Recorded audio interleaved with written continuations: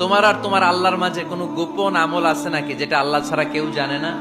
জীবনে আমাদের প্রত্যেকের এমন কিছু গোপন আমল, ইবাদত আর দান সদকা করা দরকার যেটা দুনিয়ার কেউ জানে না, জানে আমার রব আর জানি আমি। এরকম দান থাকার দরকার আছে না নাই?